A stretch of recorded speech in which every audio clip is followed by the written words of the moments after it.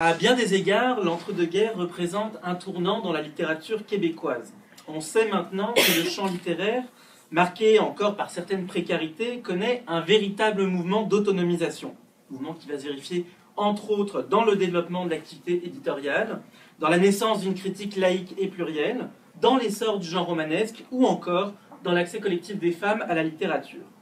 Ces phénomènes qui vont propulser l'entrée du Québec dans la modernité culturelle se cristallise au tournant des années 30 lorsqu'est créée, aux éditions Albert Lévesque, la collection Les romans de la jeune génération. Fondée dans le but, et je cite Albert Lévesque lui-même, de modifier l'orientation de nos œuvres romanesques, la collection va regrouper 4 titres seulement. Dans les ombres, d'Eva Sénécal, La chair décevante, de Jovette Alice Bernier, Dilettante, de Claude Robillard, donc 3 titres parus en 1931, et à quoi il faut ajouter l'initiatrice de Rex Desmarchais, publié en 1932, titre qui va clore cette éphémère collection, accueillie par ailleurs par un parfum de scandale. La critique est d'abord affolée par la publication de Dans les ombres, puis c'est La chair décevante qui va occasionner une polémique sur les orientations morales, esthétiques et sociales de la littérature québécoise, ainsi que sur l'écriture des femmes. On connaît bien l'impact de cette série sur la critique et la vie littéraire de l'époque. Pourtant, on s'est peu intéressé à comprendre ces mêmes romans entre eux, tant dans leur unité discursive et formelle, que dans leur diversité et leur complexité. À ce sujet, l'exaltation et le débordement constituent probablement 2 motifs discursifs et 2 idéaux philosophiques structurants de cette collection éditoriale, témoignant ainsi de plusieurs tendances et sensibilités novatrices dans un Québec qui est encore largement dominé par les impératifs clérico-conservateurs en matière de création littéraire. Donc, dans le cadre de ce colloque, je souhaite valider l'hypothèse selon laquelle l'exaltation et le débordement, déclinés en plusieurs figures discursives, modifient substantiellement la poétique romanesque de l'époque, notamment en intégrant dans la texture fictionnelle ce qu'Yvan Lamond nomme, et je vais revenir là-dessus au cours de mon exposé, l'épistémé de la vie et du vivant. Je vais m'appliquer à observer quelques stratégies énonciatives et thématiques récurrentes, comme l'obsession pour l'écriture et la littérature, dans leur corrélation avec des états du débordement et de l'exaltation. Je vais tenter de montrer comment cette expérience des excès se fait l'écho d'un projet existentiel qui dépasse les cadres de la fiction et qui va inscrire les romans dans un contexte plus large de reconfiguration du rapport au réel. Mais d'abord, il faut présenter un peu les auteurs et les titres en question. Les 4 écrivains, 2 hommes, 2 femmes, on peut le remarquer, sont issus de cette génération perdue dont parle Lucie Robert dans l'institution du littéraire au Québec, et dont la façon d'agir en tant qu'auteur, ainsi que les productions littéraires, s'articulent autour de l'individualisme et de la liberté revendiquée de la création. Ils sont nés autour de 1900 et ils se font connaître dans les années 20 par la poésie, par le journalisme ou la nouvelle. Les 2 auteurs masculins sont relativement peu connus en 1931. Les écrivaines, elles, jouissent d'une renommée évidente, notamment pour leur poésie qui est consacrée par les prix littéraires et reconnue par la critique. Une reconnaissance qui va d'ailleurs favoriser leur entrée en contact avec Albert Lévesque, éditeur qui cherche justement, au tournant des années 30, à dynamiser la littérature de son temps par la voie d'une collection axée sur les romans et sur les auteurs émergents. Alors, je ne vais pas résumer les 4 romans ici par manque de temps, il y en a quand même 4 et j'ai plein de choses à dire. Disons qu'ils fonctionnent quand même autour d'un personnage central ou d'un couple. Didi dans La chair décevante, Camille dans les ombres, Violaine et le narrateur dans L'initiatrice, ou encore Jérôme et André dans Dilettante. Ce sont des personnages issus de la bourgeoisie ou de l'élite artistique et qui espèrent trouver dans l'amour la réalisation d'eux-mêmes. On voit ici que le roman prolonge le courant néo-romantique amorcé en poésie dans les années 20, courant auquel étaient d'ailleurs associés Bernier et Sénécal. Dans cette perspective, le cheminement amoureux proposé par le récit conduit à un même dénouement que celui qu'on pouvait observer dans les poèmes, marqué par la mort, la folie, la résignation ou la mise à l'écart de la société. En d'autres termes, un dénouement marqué par la déréliction du sentiment amoureux, celui-ci n'étant pas toujours partagé, ni sincère, ni durable, ni même capable de coexister avec la prise de conscience du sujet, de sa capacité à agir. Ça se confirme sur le plan formel. Si les 4 romans émanent d'une même matrice générique, celle du roman d'amour, celle-ci s'hybride avec le roman psychologique. Les stratégies énonciatives, comme la focalisation interne, l'usage de la première personne du singulier, l'intégration de formes et de discours du personnel, comme la lettre et le journal intime, favorisent cette hybridation. Ces éléments invitent d'ailleurs à lire les romans de la jeune génération à la lumière non pas des normes esthétiques en vogue au Québec à l'époque, mais bien de la littérature française contemporaine, et particulièrement les romans psychologiques bourgeois ou les textes de l'inquiétude spirituelle.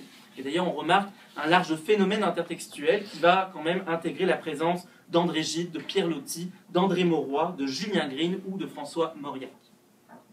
L'aventure éditoriale des romans de la jeune génération, c'en est également une sur le plan générique. Et on peut déjà sentir les débordements esthétiques qu'imposent de tels textes, dans un Québec où Mauriac comme Gide n'ont pas encore vraiment bonne presse, et où le dévoilement de soi au détriment de la communauté et même de la nation va donner aux animateurs de la vie littéraire de l'époque, comme Lionel Groulx ou Camille Roy, de sacrés mots de tête. Sur cette question de la subjectivité, il n'est d'ailleurs pas vain de remarquer, au gré des 4 titres, une même spectacularisation de l'écriture qui va appuyer le déploiement d'un jeu et de son individualité, et ultimement déplacer l'intrigue amoureuse vers une introspection plus personnelle et une expérience plus incarnée de l'existence. Le terme figure de l'écrit, qui est cher à Fernand Roy et à Louise Millot, entre autres, et que je vais définir de façon très large comme l'inscription de marqueurs de l'écriture, peut être commode pour appréhender, dans le cadre de cette réflexion, un large système de représentation de la parole, qu'elle soit lue ou écrite. On peut repérer 2 grands ensembles de figures de l'écrit. Tout d'abord, la présence de la littérature, qu'elle soit manifeste par le biais d'un personnage d'écrivain, d'un livre ou d'un intertexte. Conjointement à la littérature, c'est bien entendu l'écriture, mais là en tant que pratique, épistolaire, diaristique, témoignage, qu'il faut considérer au sein du système énonciatif. Cette omniprésence des figures de l'écrit, divisée donc en ces 2 catégories, va venir supporter les figures de l'exaltation et du débordement présentes dans les 4 romans. Dans Dilettante de Claude Robillard, le héros Jérôme est un aspirant à la carrière littéraire. Il va peu à peu faire l'apprentissage, évidemment, de la complexité du jeu littéraire, mais également d'une figure qu'on pourrait appeler l'échauffement, ce qui va le pousser à commettre plusieurs erreurs et même à voir sa fiancée André mourir dans un accident de voiture. Le cheminement de Jérôme, du calme vers la vitesse qu'on pourrait même qualifier de explosive, commence lors de sa rencontre avec un poète et critique qu'il admire, Renaud Baudry. Lors de cette séquence, le jeune auteur plein d'illusions fait face au littérateur qui est, lui, un connaisseur de l'illusio du champ littéraire. Un débat entre ces 2 personnages, frontalement opposés sur le plan des valeurs, va pulvériser la relative entente entre les 2. Jérôme, qui est pourtant peu habile à s'exprimer en public, va se lancer dans une profession de foi où l'amour, l'amitié, la religion, la tentation pour l'écriture et le respect des règles sociales se confondent, tout ça dans un même réquisitoire en faveur de la vie. Et je vais citer le texte. Oui, assister à la vie en spectateur, se ficher de tout, s'endurcir le cœur au point de ne souffrir de rien. Je conçois qu'une telle mentalité réduise considérablement la part des déceptions et des désillusions, mais elle limite aussi les instants de bonheur. Et à la suite de quoi il va s'excuser, je cite encore, « Je me suis encore échauffé, j'ai été ridicule, j'ai probablement dit des choses contradictoires. » Cet échauffement est révélateur d'un topos romantique et romanesque qui traverse le roman, celui d'un écrivain en proie aux passions et qui prêche, soit par amour fou, soit par délit de jeunesse, pour la liberté. Quoique contraint par ses accès de cupidité et par une volonté aussi de se distinguer socialement, Jérôme accuse, en même temps que son innocence, son emportement hors des cadres de l'argumentation. La peur d'être ridicule ainsi que la contradiction dont il s'excuse sont ici les marqueurs d'une exaltation qui va aller à l'encontre de son interlocuteur, le dilettante Renaud Baudry. La littérature sert de moteur, au même titre que l'amour, aux emportements de Jérôme. Et en ce sens, l'accident de voiture qui va clore le roman peut être lu comme une métaphore des détours sentimentaux et psychiques de Jérôme, qui finalement va aller dans le décor. Cet accident de voiture, d'ailleurs, un rapide mot, intègre dans Dilettante un motif typique de la prose mélodramatique des années 30 au Québec. Le roman de Robillard, à l'instar de celui d'Eva Sénécal, fourmille de ces événements où les personnages perdent le chemin, virent dans le décor, que celui-ci soit physique ou social. Que dire par exemple d'une tentative de viol, ou encore de la séduction de Jérôme par une prostituée. À l'image de ces événements et de la voiture, ces écarts de conduite témoignent d'une nouvelle façon de raconter, où le fait divers, morbide et inquiétant, vient dynamiser l'intrigue et se faire le pendant presque concret des considérations noires, mélancoliques et excessives des personnages. C'est dans cette perspective qu'il convient d'observer le narrateur de l'initiatrice, donc de Rex Desmarchais, un jeune homme rêveur et lecteur qui confesse, dès le début du roman, je cite, son enthousiasme stérile et fécond, et je cite encore, son exaltation pour la littérature. Le récit, qui est son témoignage écrit des événements a posteriori, donc dans ce récit-là, le narrateur va se porter comme le héros d'une utopie de la création, une utopie propice à la contemplation de la ville démoniaque et de sa société qui est cancanière et déconnectée d'enjeux plus grands et romanesques, comme l'amour. L'amour, c'est justement le levier de l'intrigue de l'initiatrice, puisque le héros tente vainement d'obtenir les faveurs de Violaine, une jeune femme mystérieuse qui habite dans un château tout aussi mystérieux, situé sur le Mont-Royal. Grâce au support du carnet, on retrouve de longues envolées monologiques où le narrateur s'adresse ainsi à celle qu'il aime. « Ô Violaine, ne crains plus ni la solitude hostile, ni les bruits nocturnes. Je serai près de toi toujours, si tu veux m'ouvrir ton cœur et ne plus me dérober une part de ta vie. » La jeunesse, bien entendu, sert là de prétexte à de tels échauffements. Je cite le texte. Une citation à retenir. « On n'est jamais pervers à 20 ans, mais irréfléchi et révolté contre les contraintes. » Mais ni le jeune âge, ni la littérature, ni même l'écriture du carnet ne permettent au héros d'accéder d'une quelconque manière à la jeune fille, qui va d'ailleurs décéder, là encore, suite à de mélodramatiques révélations. Dépité, prêt à en finir avec l'écriture de son récit et les livres qui l'ont jusqu'à présent influencé, le narrateur conclut « La vie studieuse, vie avec une minuscule, n'est pas toute la vie. » Une majuscule pour servir la personnification. Aujourd'hui, je le comprends, une force toute puissante me pousse. Je veux vivre intensivement comme toi, Violaine. Ce constat, on le voit, souligne en creux l'inefficacité de la littérature et de l'écriture à soutenir le rapport du héros au monde. Donc va vivre en arrêtant l'écriture. On retrouve une pareille affirmation dans les ombres d'Eva Sénécal. Ici, on n'a aucun écrivain, juste une femme qui n'entend pas faire de la littérature, mais vivre en littérature. Prise entre son mari qui est absent et un jeune américain dont elle tombe amoureuse, Camille se plonge dans un échappatoire que lui offrent les livres, ainsi qu'elle l'explique dans ses lettres à l'américain. Elle est volontiers romanesque, comme elle se plaît à le penser, et on peut dire qu'elle est en proie à un bovarisme qui lui permet de vivre une autre existence au sein d'un tiers espace qu'est la nostalgie, et donc la figure qui va la caractériser. Les livres de Pierre Loti, auteur dont l'influence se fait sentir jusque dans le canevas du récit, initie le souvenir de l'enfance ou d'un temps mythique du Québec. La nostalgie et la langueur qui va la caractériser conduisent l'héroïne à évoluer dans un hors-temps, dans un espace du rêve et de l'invention du passé, et finalement dans une mise à l'écart relative des modèles féminins et du carcan social. À mi-chemin entre l'initiatrice, puisqu'il reprend la formule du carnet d'écriture, et de Dans les ombres pour cette langueur du personnage féminin, La chair décevante de Jovette Alice Bernier se structure autour de deux discours étroitement liés, qui font imploser les limites de la représentation de la subjectivité féminine.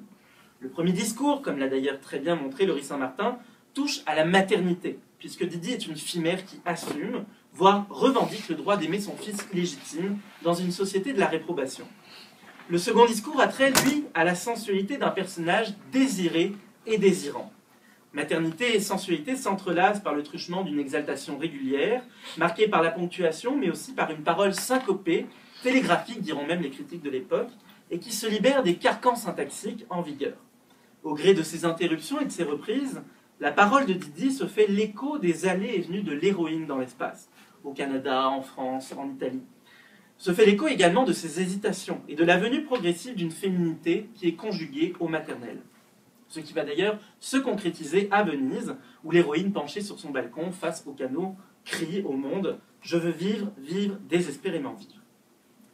On constate donc, au gré de ce parcours assez mince finalement, que l'obsession pour la parole, elle est évidente dans les romans de la jeune génération. Une obsession qui va d'ailleurs aboutir à une tentative d'expression qui malgré tout échoue dans sa volonté de dire une vérité inconcevable. Dans un célèbre article sur la parole féminine autonome, Lucie Robert parlait très justement d'une éthique et d'une esthétique de la rupture à l'œuvre chez Jovette Bernier.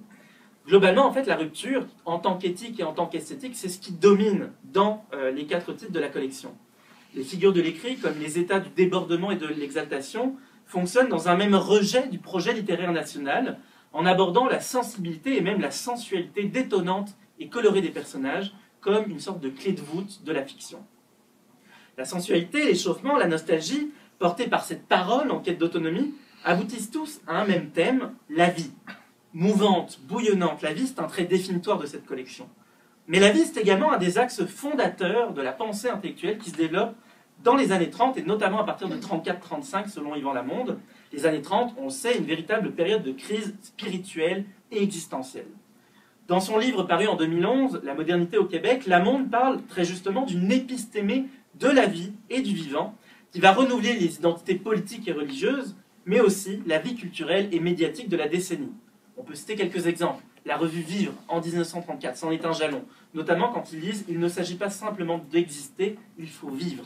Les peintures d'Adrien Hébert sont également tributaires d'une réflexion sur le sujet et sur l'art qui vont dans le même sens.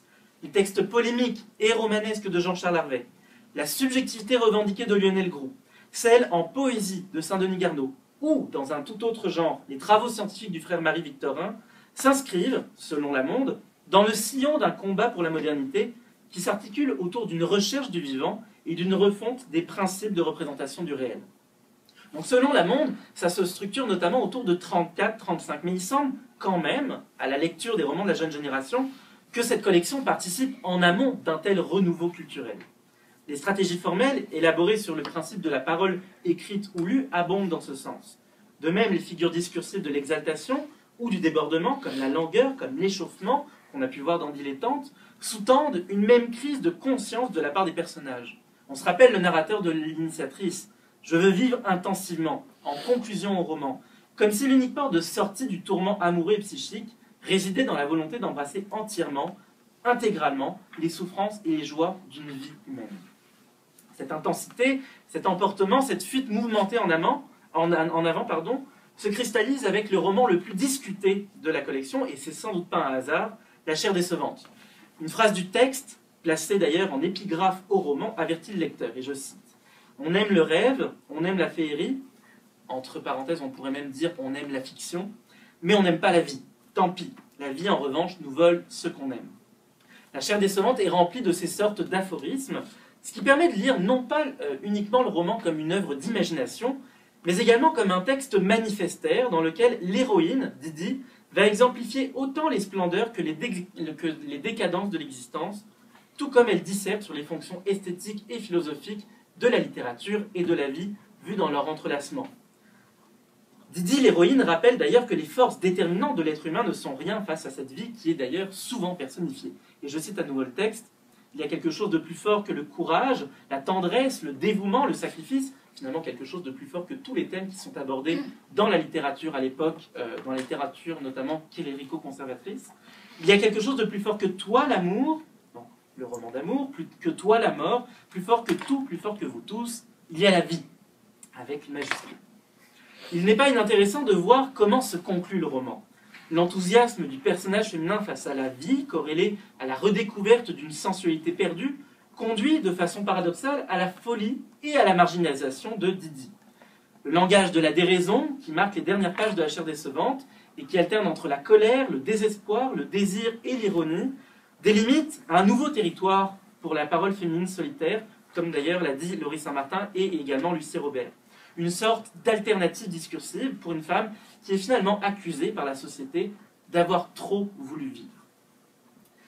En conclusion, l'étude des romans de la jeune génération met en lumière les enjeux poétiques mais également épistémologiques que recourent l'exaltation et le débordement dans le contexte québécois de la première moitié du XXe siècle.